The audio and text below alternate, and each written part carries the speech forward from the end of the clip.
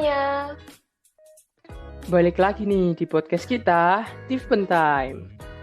Halo Yusuf, gimana nih kabarnya? Udah puasa sekian hari, masih semangat kan ya puasanya? Alhamdulillah kabarku baik. Kalau puasa emang harus semangat Mas Sita. Kalau kamu sendiri gimana? Masih semangat gak? Atau bolong-bolong puasanya? Ih, mana ada, nggak mungkin, nggak bolong-bolong dong, dan pasti tetap harus semangat. Oh ya, tau gak sih Suf, podcast kita yang kemarin tuh ternyata juga rame banget Suf yang dengerin. Wah, iya bener banget Mas Sita. Oke, bagi teman-teman pendengar yang belum dengerin podcast kita sebelumnya, bisa banget didengerin di Instagram. Terus kalian bisa cari @UKM Peduli Sosial, lalu klik simbol IGTV, terus kalian bisa swipe-swipe ke bawah dikit tuh. Terus nanti ada poster dengan tema Siga Bencana, Terapkan Mitigasi Bencana. Dengerin ya teman-teman. Ya, dengerin ya pokoknya, karena itu seru banget. Kita kemarin bahas mitigasi bencana, lumayan dalam di sana. Dan di episode 6 kali ini kita mau bahas apa sih, Suf? Oke, jadi di episode kali ini kita itu mau ngebahas tips dan trik sebelum masuk kembali ke kampus. Kira-kira kita udah 1 tahun lah ya belajar dari rumah. Pastinya kangen banget nih suasana kampus. Pasti teman-teman pendengar udah pada kangen kan sama suasana kampus. Iya, udah lama banget ya. Pasti kangen banget sama kampus. Tapi berita baiknya nih, di semester ganjil, Undip bakalan nerapin pembelajaran tatap muka dengan sistem hybrid learning. Tahu nggak hybrid learning apaan tuh? Waduh, waduh. Apa itu hybrid learning? Jadi hybrid learning ini tuh merupakan kombinasi antara pembelajaran tatap muka dan juga pembelajaran daring. Jadi nggak yang kayak full tatap muka ataupun full daring gitu, Suf. Oh, jadi kita bisa kembali ke kampus ya. Pasti bakal seru banget ya ketemu teman-teman. Nah, berhubung nanti kita kembali ke kampus, pastinya kita harus ada persiapan sebelum kita kembali ke kampus nih. Bener gak Mas Ita? Betul banget tuh, Suf. Ayo, apa aja tuh persiapannya? Oke, mungkin teman-teman udah pada penasaran kan, bagaimana dan apa aja persiapan yang kita perlukan sebelum kembali ke kampus. Nah, di episode kali ini kita udah mendatangkan pembicara yang super duper kece nih. Ada siapa aja nih Mas Cita? Ada Kak Asyar sama ada Kak Nanda. Halo Kak Asyar, halo Kak Nanda. Halo Masita, halo Yusuf. Halo Mas Ita, halo Yusuf, halo Nanda. Halo Asyar. Ih, dari suaranya udah semangat banget nih. Kak Asyar sama Kak Nanda, apa kabar Kak? Baik, Alhamdulillah. Gimana kalian kabarnya? Aku alhamdulillah baik juga. Kak Asyar gimana Kak?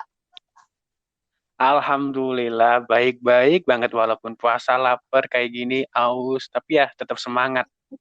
Apalagi ini apa ya, udah ada info-info mau kuliah offline jadi tambah semangat lagi dah. Oke.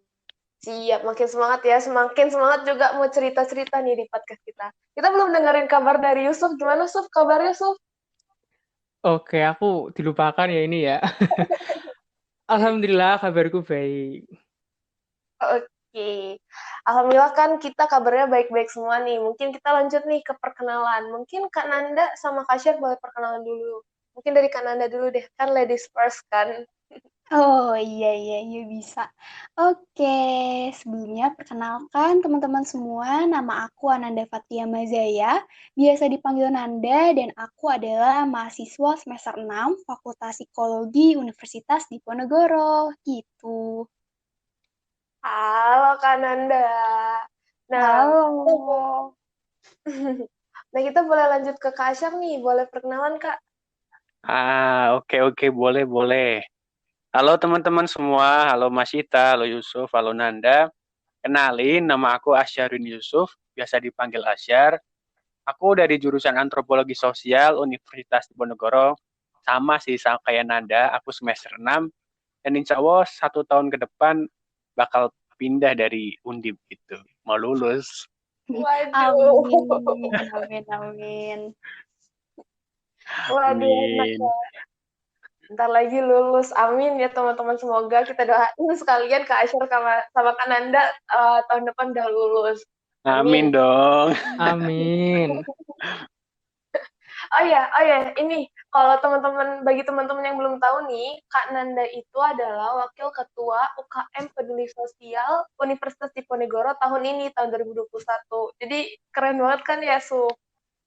Kenalin juga nih teman-teman, Kak Asyar itu Ketua dari Divisi Pendidikan UKM Peduli Sosial Undip. Wah, keren-keren pokoknya pembicara kali ini nih. Iya, selain keren-keren, kita kayaknya harus hati-hati juga deh, Su. Salah-salah kita bisa di SP nih. Jangan-jangan. Wah iya nih, bahaya nih ya kita.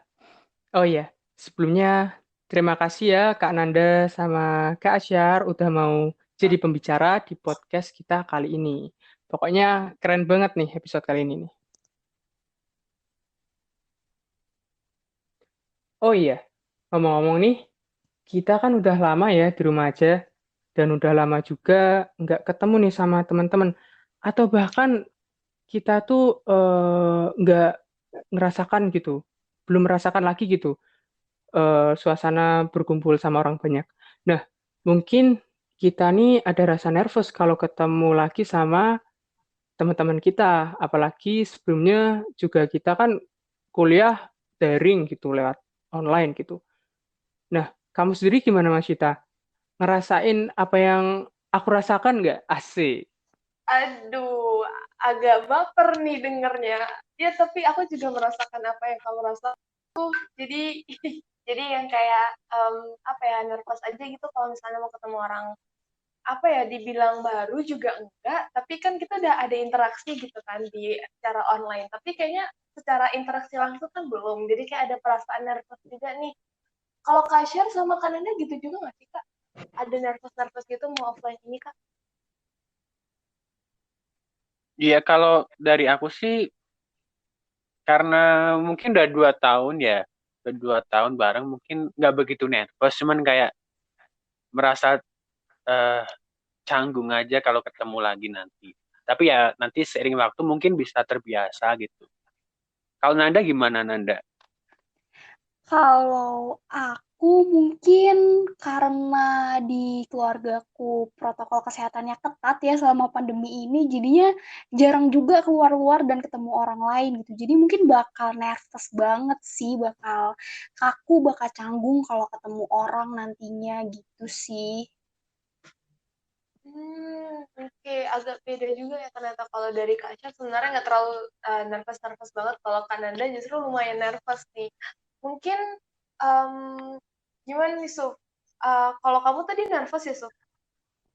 Wah, aku kalau nervous sih pastinya ada ya. Pasti kalau dari aku nih nervous gitu, nervousan gitu kalau ketemu sama teman-teman yang udah lama nggak ketemu gitu. Oh iya, ngomong-ngomong soal nervous nih, sebenarnya apa aja sih tips agar enggak nervous kalau ketemu lagi sama teman-teman atau orang lain? Mungkin dari versi Kak Nanda dulu deh. Gimana sih Kak tips agar enggak nervous kalau ketemu sama teman-teman lagi gitu Kak? Oke, kalau dari aku ya, Suf ya, aku sih dari pengalaman aku itu kayak lebih dari pikiran sih, Suf. Kalau misalnya aku berpikir hal kayak aku pasti bakal nervous deh kalau ketemu orang, aku pasti bakal gugup, aku pasti bakal canggung, aku pasti bakal kaku. Itu tuh pasti bakal berpengaruh sama reaksi tubuh aku. Kayak aku jadi makin deg-degan, aku jadi keringetan, aku jadi tegang, terus juga tangannya dingin gitu.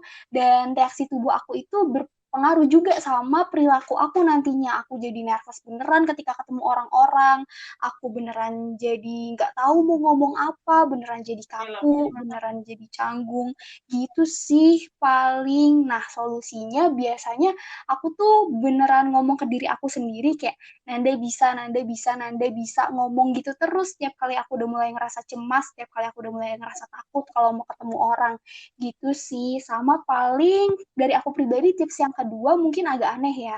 Tapi aku suka ngomong sendiri di depan cermin. Jadi ketika aku ngomong sendiri itu, aku ngeliatin ekspresi aku gimana sih, terus gestur aku gimana sih gitu. Jadi setelah ngeliat ekspresi dan gestur aku, itu tuh aku jadi ngerasa lebih percaya diri aja gitu dan lebih enjoy aja. Gitu sih kalau dari aku. Kalau dari Asyar gimana tuh? Hmm, menarik juga ini Nanda ya, tips and triknya. Kalau dari aku pribadi sih, eh, yang penting ini sih ketika mau ketemu sama orang itu pede aja, itu percaya diri aja. Apa yang kita punya, apa yang kita bisa, ya udah kita percaya diri aja dengan kemampuan kita gitu. Karena kalau kita udah menanamkan percaya diri, otomatis mulai dari mindset kita, terus eh, gerak tubuh kita akan berpengaruh juga gitu. Karena kita udah yakin bahwa kita itu ya bisa gitu, dan kita eh, punya rasa percaya diri tinggi untuk ketemu sama orang, nggak insecure, nggak sebagainya gitu. Itu yang pertama dari aku sih, percaya diri. Terus mungkin buat teman-teman nih yang kedua ya, yang kedua buat teman-teman yang terutama yang maba-maba, yang mahasiswa baru, yang sama sekali belum pernah ketemu sama teman-teman satu kelasnya, bahkan satu kelompok matkul yang belum pernah ketemu. Ketika nanti ketemu pas offline, mungkin kenali dulu nih wajah mereka seperti apa, karakter mereka seperti apa, sifat mereka seperti apa gitu. Dengan kayak gitu, ketika nanti kita ketemu secara langsung, kita udah nggak merasa canggung karena kita, oh ini orangnya, oh ini kamu ya yang kemarin kelompok sama aku. Jadi enjoy, terbiasa, nggak yang kaku kaku amat gitu. Terus ini sih dari aku juga, mungkin bisa diterapin juga ketika teman-teman ketemu sama orang baru, siapapun lah, entah itu teman, orang-orang penting dan lain sebagainya, itu jangan takut salah. Jadi nggak usah, lakukan apa yang menurut kalian itu benar gitu, dan kalian nggak usah merasa takut salah. Kalian nggak bakal tahu itu salah atau benar kalau kalian nggak mau mencoba dan nggak mau melakukannya terlebih dahulu. Mungkin dari aku gitu aja sih, tips-tips terkait menghilangkan nervous ketika ketemu sama orang di luaran sana gitu. Wih, makasih banget Kak Asyar, makasih banget Kak Nanda buat tips trik untuk biar kita nggak nervous nih. Tadi dari ada tentang pikiran, terus kita harus positive thinking, kita harus pede, dan juga bisa nih latihan dengan ngomong sendiri depan cermin. Nah, gitu bisa banget nih nanti kita kalau mau pakai biar kita ngerasa aman, dan nggak terlalu nervous lah ketemu sama orang baru yang nggak baru-baru juga, karena kan udah ketemu ya di online. Gitu, Su. Kalau menurut kamu gimana, Su? Oke, kalau menurutku, wah, keren-keren ya tips and triknya ya. Apalagi dari Kak Nanda tuh, yang itu tuh yang ngomong ngomong sama diri sendiri itu di depan kaca. Wah, itu udah keren gitu, kayak di film-film gitu, asik. Oke, nah selanjutnya kita ini kan udah lama ya belajar dari rumah, bekerja dari rumah gitu. Pasti apa namanya, sering ketemu gitu sama keluarga, orang tua dan saudara. Nah, apalagi nih nanti pas kita udah kuliah offline, pasti kalau yang orang-orang rumahnya luar Semarang nih ya, bakal merantau. Terus bakal entah nanti di Semarang ngekos atau di rumah keluarga yang satunya gitu. Pokoknya kita tuh jauh dari keluarga gitu. Nah, aku tuh mau curhat nih. Kadang tuh ya kalau aku di kos itu tuh suka ngerasa homesick gitu, rindu gitu sama suasana rumah gitu. Karena kan kita kan jauh gitu ya dari keluarga kita, saudara kita, dan teman-teman kita bahkan di sana. Kalau dari Mas Ita ngerasain gitu juga nggak Mas? Iya sih, aku karena kan kita angkatan kita paling nggak masih pernah ya sub offline walaupun cuma 1 semester gitu kan. Dan aku pernah mungkin ngerasain kayak nggak parah-parah banget sih, tapi ada perasaan kangen banget nih sama rumah, kangen banget sama keluarga. Kayak kalau misalnya kalau makan tuh ada nih apa ada keluarga, ada ayah, ada adik-adik juga kan. Kayak tapi bukannya kan kamu kan di Semarang, Suf. Emang kamu ngerasain homesick? Waduh, waduh jangan buka kartu dong Mas Sita. Aduh, gimana nih? Waduh, maksudnya ya aku mewakili gitu teman-teman yang istilahnya merantau gitu. Pasti ngerasa rindu gitu sama suasana Wow. rumah gitu. Ya gitu pokoknya lah. Nah, eh kalau dari Kak Asyar sama Kak Nanda nih, gimana nih? Pernah ngerasain homesick atau rindu sama rumah keluarga gitu nggak sih Kak? Mungkin dari Kak Nanda dulu deh. Kalau aku pernah ya di minggu-minggu awal aku di Tembalang, bener juga kata Mas Cita kayak kangen sama suasana rumah, kangen sama keluarga juga, kangen sama makanan-makanan di rumah gitu. Dan lucunya adalah hal-hal kecil, hal-hal sepele yang dulu kayaknya biasa aja gitu di rumah kayak makan bareng, terus ngobrol bareng, ngelakuin aktivitas bareng itu jadi bener-bener dikangenin, bener-bener dirinduin pas jauh dari rumah gitu sih kalau aku. Oke, pasti kangen ya pastinya ya. Terus kalau dari Kak Asyar gimana Kak? Pernah ngerasain homesick atau rindu gitu nggak sama suasana rumah atau keluarga? Kalau ditanya kayak gitu, kayaknya hampir semua orang pasti pernah ya. Aku pernah merasakan hal kayak gitu, homesick sama suasana rumah, mulai dari eh, keakrabannya, makanannya, terus segala aktivitas, keseruan sehari-harinya, pasti aku merasakan hal itu.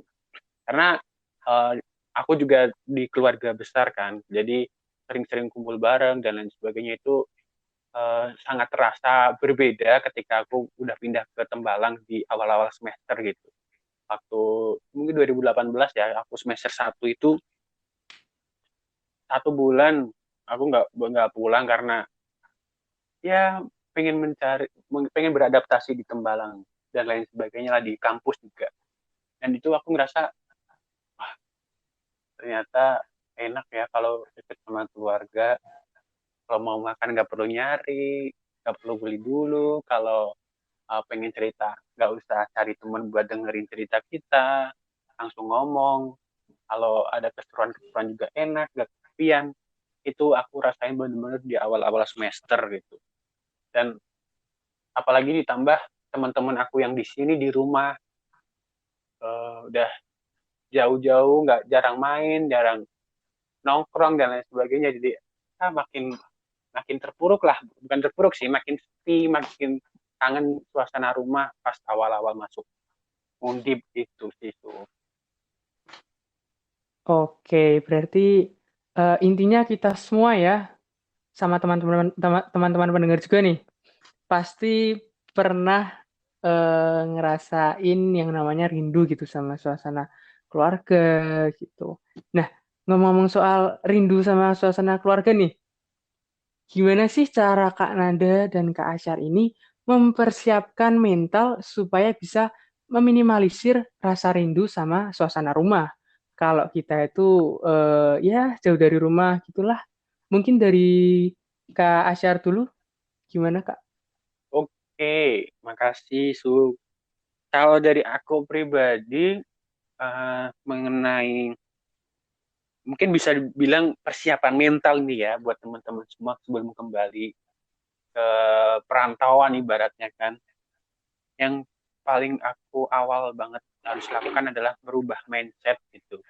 Mindset dalam arti aku udah besar, udah bukan anak SMA ataupun anak sekolah biasa, tapi aku udah mahasiswa, aku udah harus mikir ke depan, harus mikir masa depan juga. Jadi ya dengan jauh dari keluarga ini merupakan aku harus paham bahwa ini merupakan sebuah proses gitu.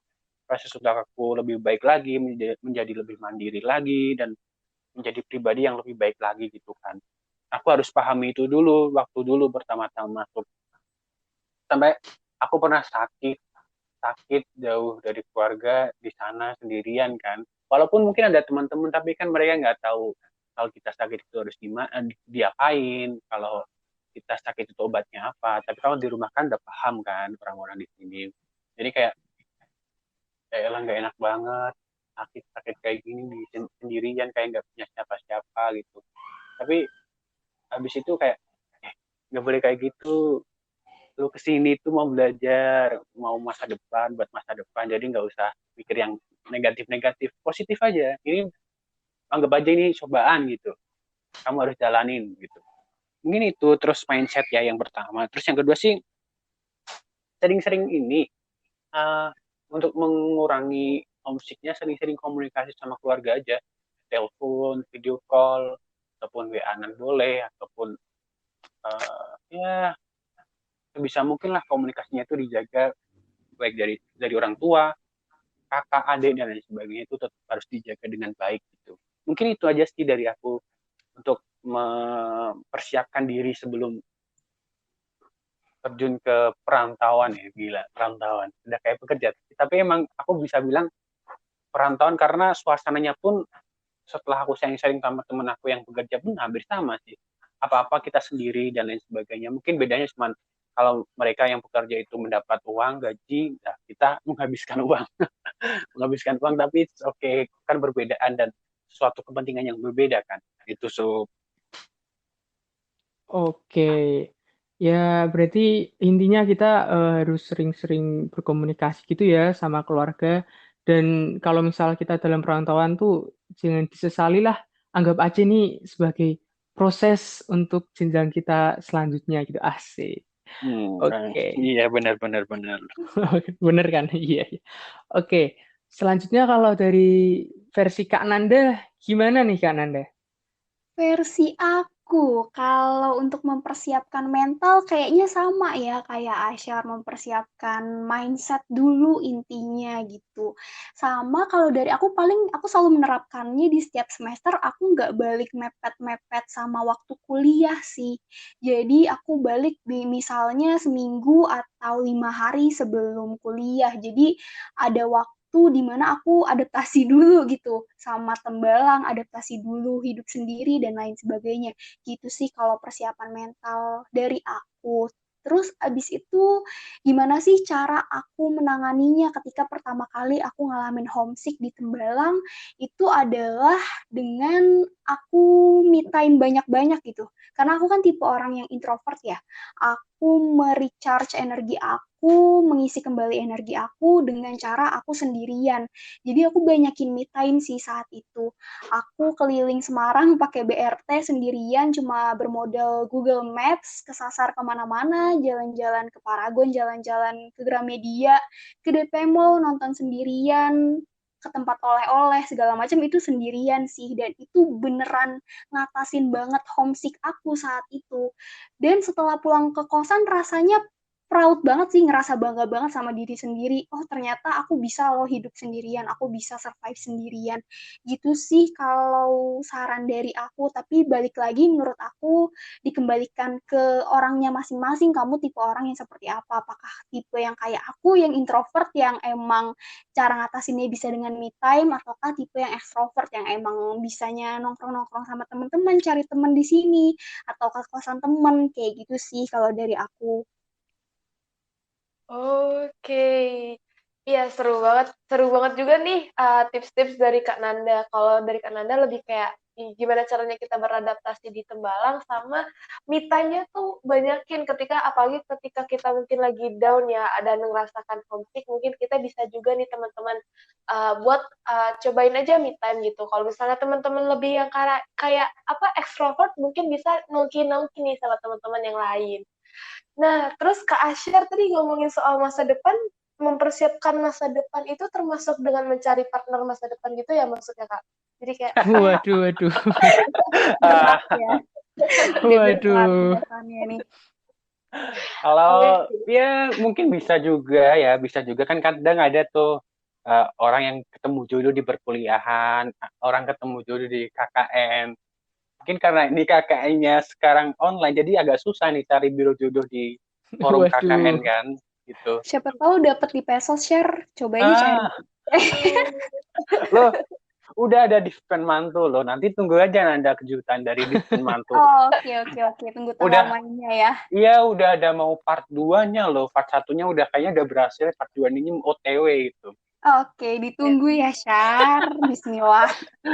Oh, mungkin ini sekalian ya, nyambung dari tadi yang Nanda bilang kalau itu apa mengatasi homesick versi introvert. Kalau aku agak berbanding terbalik nih sama Nanda. Aku juga tipe orang yang justru aku tipe orang yang ekstrovert. Jadi ketika di Tembalang sini di Tembalang di perkuliahan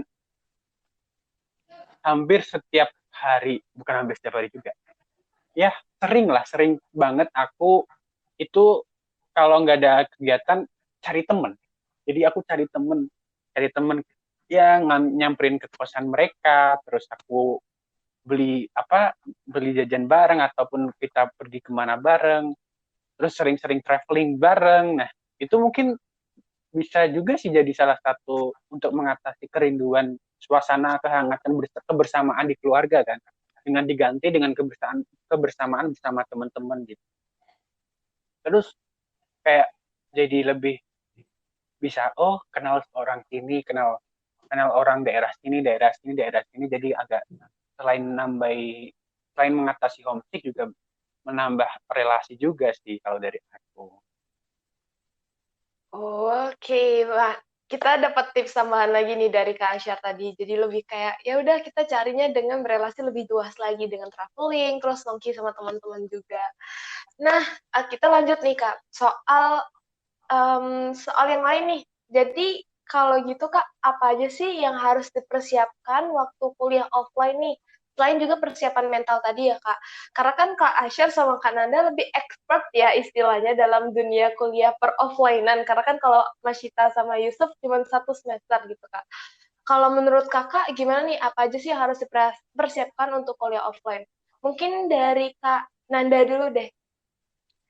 Kalau dari aku pribadi ya, kalau misalnya nyiapin buku dan lain sebagainya itu pasti teman-teman udah tahu ya. Cuman kalau persiapan aku pribadi itu lebih ke ngerubah pola tidur lagi dan manajemen waktunya lagi gitu.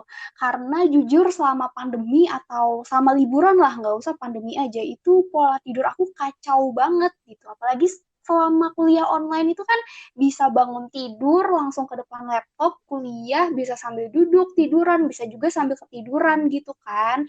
Sedangkan kalau misalnya kita kuliah offline itu kan harus bangun tidur, siap-siap ke kampus, terus di kelas nggak bisa tidur, di kelas nggak bisa ngantuk, kadang ditegur juga sama dosen, terus juga harus sepenuhnya mindful karena nggak ada rekaman kayak di Microsoft Teams kan yang bisa di-download dan didengerin beberapa minggu kemudian. Jadi pola tidur menurut aku perlu banget sih buat dirubah beberapa minggu sebelum masuk kuliah gitu. Sama yang satu lagi manajemen waktu karena selama kuliah online ini kan kita sering banget ya nah yang namanya nyambi, sering banget multitasking. Kadang kuliah sambil ngerjain tugas, kadang ngerjain tugas sambil rapat, kadang rapat sambil nyambi rapat yang lain. Jadi banyak banget multitasking kita di zaman online ini. Sedangkan belum tentu itu bisa dilakuin di perkuliahan offline.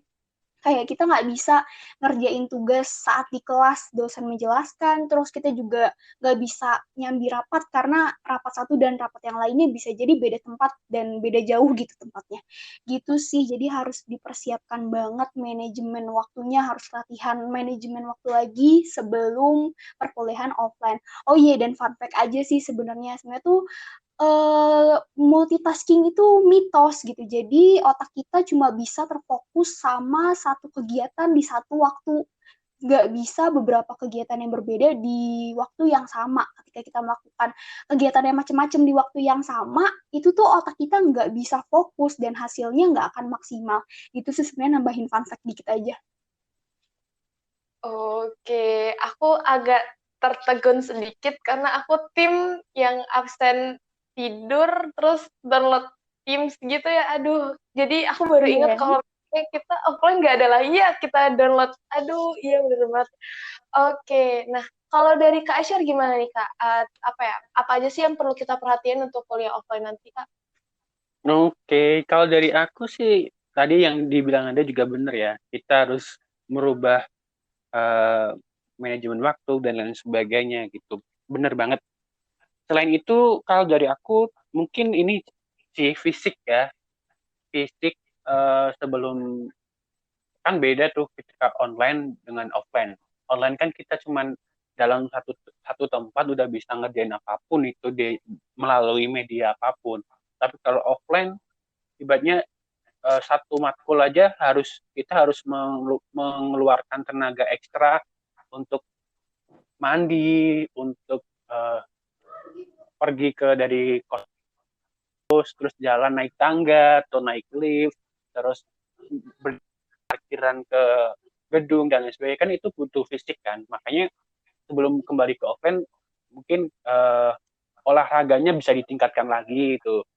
Paling nggak ya jogging-jogging santai lah, atau mungkin workout-workout tipis di rumah sebelum atau di kos gitu kan. Itu habis itu ini sih mungkin buat teman-teman yang mahasiswa baru mungkin belum tahu ya apa namanya, hmm, sistematika kuliah offline gimana, kayak misalkan harus datang ke kampus jam berapa, menit ke berapa sebelum perkuliahan dimulai, terus uh, harus ngubungin ke siapa ketika ada permasalahan di kelas dan lain sebagainya. Mungkin itu bisa dipahami dan bisa tanya-tanya ke cuttingnya masing-masing gitu. Habis itu ini sih kalau dari aku, biasa biasakan di rumah di sekarang ini apa-apa itu sendiri, nyuci sendiri, nyetrika sendiri dan lain sebagainya. Kalau bisa belajar masak sendiri gitu. Ya kalau di sana ya kita bisa lah menjaga diri kita sendiri, treatment diri kita sendiri sesuai yang orang tua kita treatmentkan ke kita gitu. Sama jangan lupa cari kos-kosan gitu. Jangan lupa cari kos-kosan. Awas kalau kalian telah cari kos-kosan, bisa jadi dapatnya yang sisa-sisa dengan harga yang pasti lebih mahal gitu. Mungkin dari sekarang bisa tuh booking dari sekarang, bilang aja, Bu saya atau Pak saya kos di sini ya buat semester depan karena udah offline katanya gitu. Cepet-cepet aja buru-buru ke Tembalang buat mahasiswa baru yang belum punya kosan atau yang belum belum paham tentang perdunia kosan di Tembalang, karena mungkin agak tercengang ya dengan harga-harga kosan di Tembalang yang super-super ya kan. Betul, Jadi betul. aku aja dulu cari kosan tuh benar-benar selektif, harus antara fasilitas sama harga sama jarak ke kampus itu cocok. Kalau enggak ya kita cari lagi. Itu perlu ah perlu pertimbangan banyak. Jadi segeralah cari kos-kosan teman-teman. Sama itu aja cari tempat makanan favorit. Soalnya di Tembalang juga makanannya banyak, dan kalau aku pribadi sih nggak semuanya sesuai dengan selera aku yang ada di rumah gitu. Makanya aku agak selektif terkait masalah makanan, cari tempat yang enak. Yang penting enak aja deh. Kalau harga mah pasti menyesuaikan, tapi enak itu susah. Kadang di Tembalang tuh makanannya murah tapi nggak enak. Ada juga yang mahal tapi juga rasanya nggak cocok gitu. Itu sih. Mungkin dari aku itu aja. Oke, kita dapat banyak banget tips-tips dari tips-tips tambahan dari Kak Asyar. Tapi Kak Asyar, aku jadi keinget deh, kan tadi Kak Asyar ada yang ngomongin soal offline itu kita juga perlu mempertimbangkan soal waktu nih. Nah itu bener juga sih, kayak kita kalau misalnya kita offline, bentar, ini offline online ya, sorry. Kalau kita online kan kita bangun tidur di waktu jam mata kuliah itu masih aman kan. Tapi kalau di Tembalang itu kayak kita perlu banget untuk cepet-cepetan sebelum masuk kelas, karena cepet-cepetan datang sebelum masuk kelas, karena kan kadang kalau misalnya ada kegiatan ya itu kan Undip macet banget ya, masuk ke kampusnya itu kan macet banget, jadi kayak aduh harus hati-hati juga memperhatikan waktu untuk ke kampus, bener banget ya. Ya nggak Suf, gimana Suf kalau dari kamu Suf? Oke, mungkin aku mau nyimpulin semuanya gitu ya dari pendapatnya Kak Asyar sama Kak Nanda. Oke, pokoknya sebelum kita kembali ke kampus nih, pokoknya kita tuh harus lebih memperbaiki pola tidur kita nih. Yang sebelumnya kita tuh kalau kuliah online itu sering ketiduran atau apa ya, sering-sering ya pokoknya kacau lah pola tidurnya. Nah, itu mungkin bagi teman-teman pendengar nih yang mau kembali kampus nih, itu bisa diperbaiki lagi. Terus untuk manajemen waktu nih, bagi teman-teman pendengar yang enggak sebelumnya sih, maksudnya saat ini nih online kan pasti banyak tugas ya. Jadi lebih enak aja gitu kalau ngerjain. Nah, beda beda lagi sama offline, di mana kita kalau belum ngerjain tugas gitu, kita gimana ya? Kayak nggak bisa gitu ngerjain tugasnya itu pas lagi jam pelajaran mata kuliah dosen gitu, apalagi di depan dosennya tuh pasti kalau ketahuan dimarahin kan. Nah, maka dari itu kita harus memperbaiki manajemen waktu kita, di mana kapan kita harus ngerjain tugas, pokoknya harus mengutamakan masalah kuliah dulu lah gitu. Terus habis itu fisik ya. Mungkin sebelum online, tadi seperti yang Kak Syar sampaikan, fisiknya tuh harus kuat ya, ekstra kuat ya. Karena kan sebelum kita menghadapi gitu, asik menghadapi SKS yang banyak gitu. Misal satu hari 6 SKS, wah itu pasti capek gitu ya. Maka dari itu kalau dari Kak Syar sering-sering olahraga ya Kak ya, biar fisiknya itu wah nggak ngantuk gitu. Melek Iya, terus Ben. gitu kalau misal Iya. dosen menjelaskan gitu.